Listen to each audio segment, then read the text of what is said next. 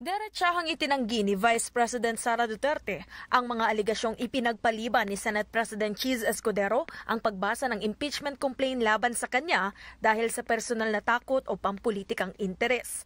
Sa panayam noong Martes sa The Hague, Netherlands, sinabi ni Duterte na sa kanyang pagkakakilala ay hindi natatakot ang Senate President. Yes, we do not remember him I do not know him na natatakot na klase na politiko. So, hindi ko lang alam saan nanggagaling yung sinasabi na takot si Senator Cheese Escudero. Hindi ko alam saan galing yan. Dagdag pa niya, si Escudero ay kilala sa pagiging matapang at kabilang umano sa mga tinaguriang Spice Boys noong Administrasyong Estrada. Yes, there was a group called Spice Boys at the time sa House of Representatives, 'di ba? Yung mga matatapang na mga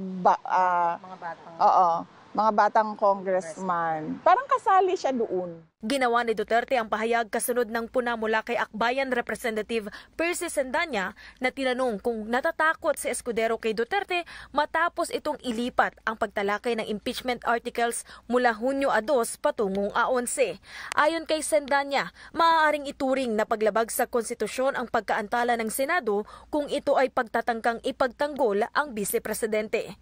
Samantala, sinabi ni Senator Roland Bato de la Rosa na maraming senador ang naniniwalang hindi maaaring tumawid ang impeachment trial mula 19th patungong 20th Congress. Katulad ni Senate Majority Leader Francis Tolentino, iginiit ni De La Rosa na dapat i-dismiss ang kaso kung hindi ito matapos bago mag-adjourn ang 19th Congress sa Hunyo 13.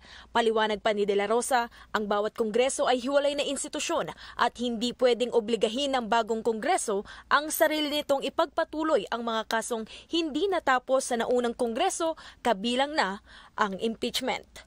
Ako si Charmaine Abong para sa Kwentong Politiko.